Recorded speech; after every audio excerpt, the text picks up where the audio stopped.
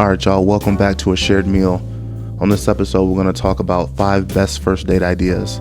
I compiled a list on what I thought were the best first date ideas that won't leave you broke, but still offer an experience. Now, these are some of the ones that have been pretty successful for me, but I want to hear your thoughts on what's worked for you. Share your experience down below. Let's talk about it. Fellas, take her to the park for a picnic date. Give her instructions on what to bring. I'm always like, listen, I'll bring the sandwiches and the White Claws and have her bring some fruit, chips, vegetables. Now this does a few different things. For one, it establishes a sense of leadership and decisiveness, like we talked about on the first episode. Women like a man capable of making decisions, being told what's going to happen instead of asking.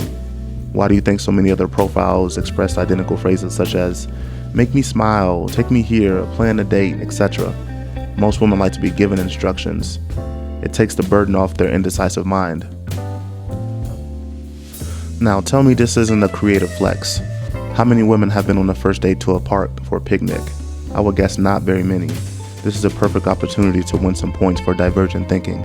Not only that, she's going to be quick to tell her friends, this guy took me out to a picnic date. You know, women love to share their experiences with the homegirls. It's inevitable. I would argue this is a pretty cheap date. No need to spend $75, $100 on a first fancy date. For what? That's asinine. Not only do you not know this woman, why would you be spending over $40, $50 for a first date anyway? Listen, head up to Jersey Mike's or your local sandwich spot, get a nice sub, split that bitch in half. I usually cop the Italian joint. That's what, $9 for a regular sandwich you can share? And remember, she's gonna be bringing chips, fruits, and other snacks. You're essentially getting a full meal. Bring a pack of White Claws, what they run about $13.99 for a variety pack. Overall, you're probably spending about $25, $30 at most total on the date. And if she doesn't drink, that's a win. Even better, you can save more money, bring a couple waters, and you'll be straight.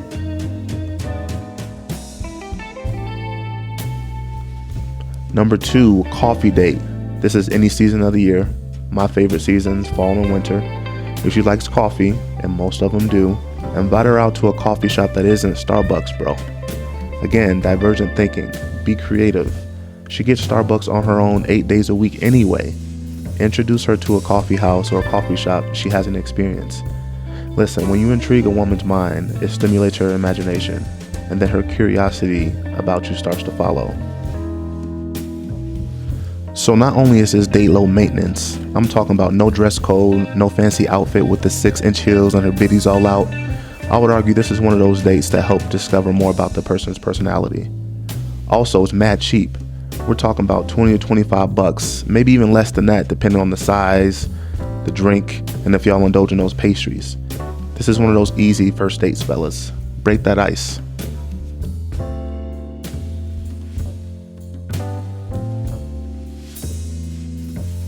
Alright, next up we got Brewery. This is one of my favorites. Again, any time of the year, especially during the fall, because you know bitches love pumpkin. I can't front though. Those pumpkin beers be hitting. During the season, there's a shit ton of delicious beers to choose from. Take advantage of them, fellas. Now for me, I like to choose a place with games. This way you can become a little more familiar with their competitive nature, and it kind of demonstrates the character outside of just having a regular conversation.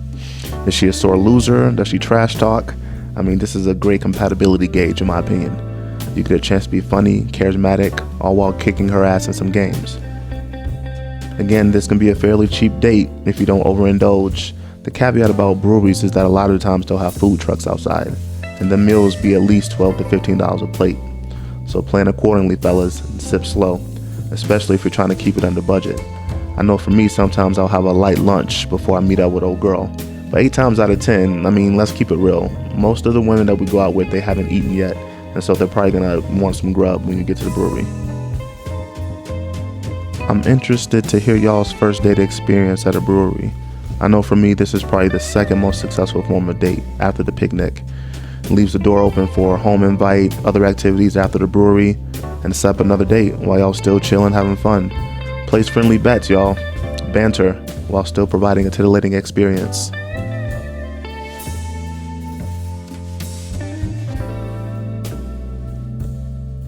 Museums, zoos, zoo lights, aquariums, planetariums, all those joints. Great options for first dates. Now, this applies to both summer and winter. It also allows an opportunity to walk around a little bit, get a chance to know one another. Not only will she be in awe because she most likely loves animals, but you can learn and talk about a myriad of topics based on your surroundings. If you're at the aquarium, jellyfish, the zoo, I fuck with jaguars, that's kind of my thing. Zoo lights, the one I went to a couple years back allowed us to have s'mores, and I think we were allowed like one adult beverage or something like that. This is great, man. Women love animals, dog. It's the perfect setup. Look at some exotic animals while walking around, enjoy those lights. This one is definitely a little bit on the pricier side. Kind of depends on where you live. The chick I went with a couple years ago, excuse me, she ended up covering the date, so I think it was like $30 per person. So I can't be mad at that. But this is definitely one of those ones. Definitely a good first date.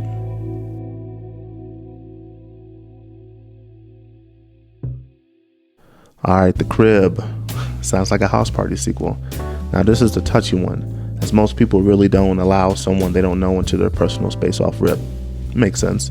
You don't want some psycho pulling up.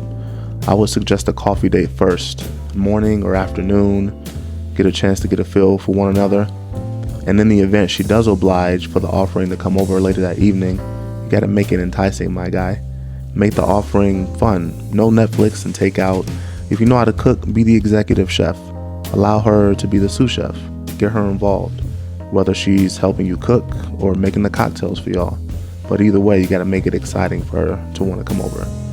For me, I like to have some games. Again, Twister, Jenga, some kind of activity. Women get bored easily, so you have to have those things at the ready. Make your company enjoyable to be around, fellas. Don't be a creep, man. Display the same confidence we talked about before, because you're comfortable in your own skin and you're proud of that. Be proactive, intentional, and thoughtful with this approach.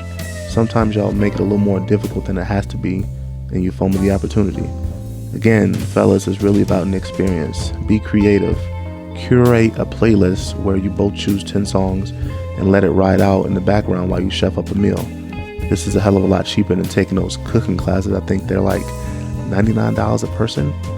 You're robbing people out here. You can just do it all at the house. Alright, let's wrap this up, fellas. A proper first date doesn't have to be expensive. There's no reason for you to come out of pocket $75, $100 for someone you don't know. A first date does, however, have to be an experience. Separate yourself from the mundane dates she's been previously on. You can be good company and creative without breaking the bank.